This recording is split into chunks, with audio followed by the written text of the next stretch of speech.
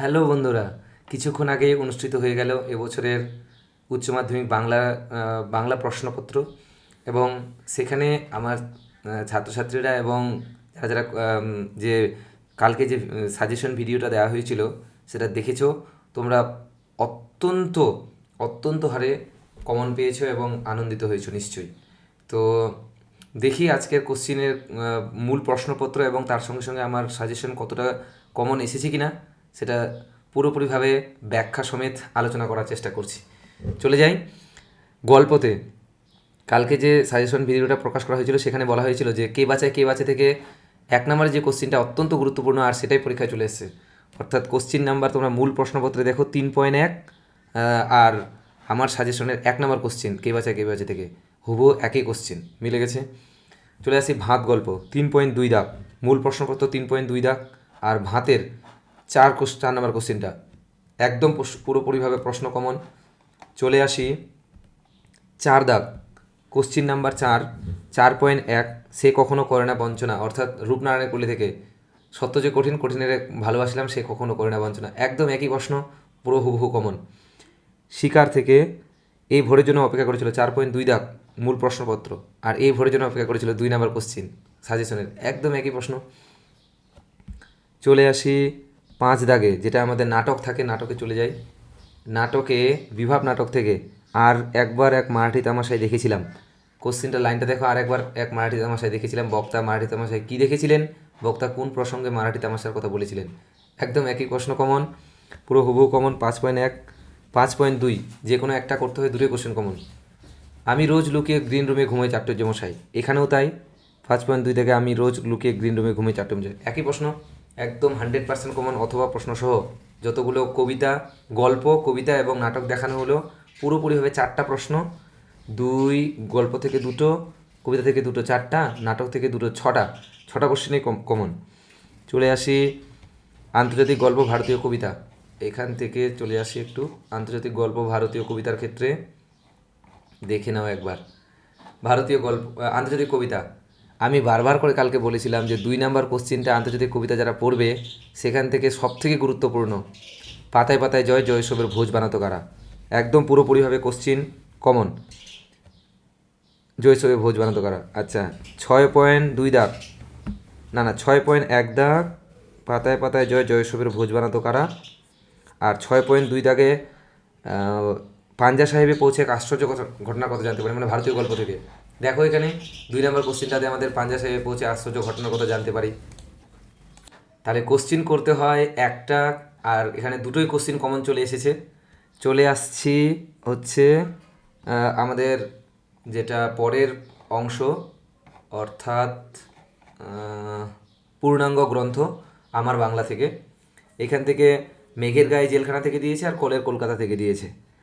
তো কলের কলকাতা থেকে অমনি অমনি মনের মধ্যে গুনগুনিয়ে উঠল মার কাছে শেখা গান, অর্থাৎ আর লেখক কী গান শুনেছিলেন মায়ের কাছে, এই যে দেখো কলের কলকাতা থেকে অমনি মনের মধ্যে 3 নম্বর কোশ্চিনটা, সাজেশনে 3 নম্বর কোশ্চিনটা কালকে তোমরা মিলিয়ে নাও, কোনো সমস্যা নেই, এখনও ভিডিও আছেই, মিলিয়ে নিতে পারো যে আমি ভুল কথা বলছি নাকি। আর চলে আসি হচ্ছে 7.2 দাগ, জেলখানা না দেখলে দেশের একটা বড় দিক অদেখা দেখে যায়, অর্থাৎ একদম জেলখানার পুরো বর্ণনা সেম, একই প্রশ্ন, একটু খালি আমি ঘুরিয়ে দিয়েছিলাম আর কোশ্চেনে ঘুরিয়ে দিয়েছে, একই প্রশ্ন, জানা প্রশ্ন। চলে আসি ভাষাবিজ্ঞান থেকে, এইবার ভাষাবিজ্ঞান থেকে একটু কোশ্চিনের প্যাটার্ন চেঞ্জ হয়েছে যদিও, তো তবুও একবার দেখে নিই। সমাজ ভাষাবিজ্ঞানের মূল ভাষাগুলি কী কী উল্লেখ করো, ফলিত ভাষাবিজ্ঞান অর্থাৎ, আর কিছু কিছু কোশ্চিন কেটে কেটে দিয়েছে ছোটো ছোটো করে কোশ্চিনগুলো, ওগুলো একটু নিশ্চয়ই তোমরা জেনে বা জেনেছো বা ওগুলো জানো তোমরা, নিশ্চয়ই ভালো করেছো। 8.2 দাগ, বিভাজ্যধ্বনি দুটি মূল ভাগ, বিভাজ্যধ্বনি চলে এসেছে। তো দুটো এখানে কমন, শর্ট প্রশ্নগুলোর দিকে যাচ্ছি না, শর্ট প্রশ্নগুলো তো অবশ্যই করতেই হবে আমাদের। আর এগুলো আমি যাদেরকে পড়াই তাদেরকে ইতিমধ্যে সমস্ত কিছু কোশ্চিন লিখে দেওয়া হয়েছে, শর্ট প্রশ্নগুলো।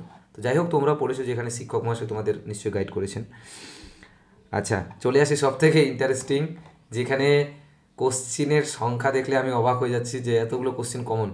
সাহিত্যের ইতিহাস, বাংলা সাহিত্যের ইতিহাস, নন্দলাল বসু প্রথম, নন্দলাল বসু চিত্রকলায়, নন্দলাল বসু কমন। ঋত্বিক ঘটক মৃণাল সেন, বাংলা চলচ্চিত্রে ঋত্বিক ঘটক মৃণাল সেন, পুরো কোশ্চিন কমন। ঋত্বিক ঘটক এবং মৃণাল সেন দেখতে পাচ্ছ এখানে। চলে আসি কি বলে কাদম্বিনী বসু গঙ্গোপাধ্যায় আর রাধা গোবিন্দ কর, এই জায়গা থেকে কমন আসেনি। আসছে হচ্ছে আমাদের কুস্তি 9.4 দাগ, যেখানে কুস্তি চর্চা তো দেখো এখানে 1 2 3 4টে কোশ্চিন কমন চলে আসছে। লিখতে হয়তো মাত্র 2টো, তোমরা অনায়াসে কমন পেয়ে গেছো আর অনায়াসে লিখেছো, একদম অবশ্যই লিখেছো এখান থেকে কোশ্চিন। আচ্ছা চলে আসি আমাদের শেষ যে অংশটা, অর্থাৎ মানস মানচিত্র, মানে প্রবন্ধ রচনা, মানস মানচিত্র এবং জীবনীমূলক যে রচনা থাকে, অর্থাৎ প্রদত্ত সূত্র বা তথ্য অবলম্বন করে সেটা। তো মানস মানচিত্র থেকে বাংলার উৎসব একদম ইম্পর্টেন্ট আর ছিল, আর কমন চলে আসছে। চলে আসি জীবনীমূলক রচনা 10.4 দাগ, সেখানে মহাশ্বেতা দেবী দিয়েছে। আমি বলেছিলাম মাইকেল মধুসূদন দত্ত আসতে পারে, তো কোনোটাই আনইম্পর্টেন্ট নয়, মহাশ্বেতা দেবী চলে এসেছে, তো এর থেকে আর কী বা হতে পারে। তো দেখতে পাচ্ছ বন্ধুরা, এতগুলো প্রশ্ন পুরোটাই ধরতে গেলে মানে 100% পুরোটাই কমন। তো এবার নিশ্চয়ই বিশ্বাস হয়েছে যে সাজেশনটা নিশ্চয়ই কোনো খেলার পাত্র নয়, আর হচ্ছে সাজেশনটার মধ্যে অনেকটা খাটনি করা হয়েছে। তো পরবর্তী সাজেশন অর্থাৎ ইংরেজি কোশ্চিনটাও, ইংরেজির যে প্রশ্নপত্র সেটার সঙ্গে পরের দিন মিলিয়ে দেখবে যে কতটা কমন পেয়েছো। আর সাজেশনটা আজকে সন্ধ্যার মধ্যেই পোস্ট হয়ে যাচ্ছে, তোমরা অবশ্যই পারলে দেখবে, অনেক লাভবান হবে আর বন্ধুদেরকে শেয়ার করবে। এইটুকুই কথা বলার ছিল, নিশ্চয়ই বিশ্বাস হয়েছে। তো দেখা হচ্ছে পরের ক্লাসে, পরের ভিডিওতে। বেস্ট অফ লাক রইল সবাইকে, দেখা হচ্ছে পরের অংশে।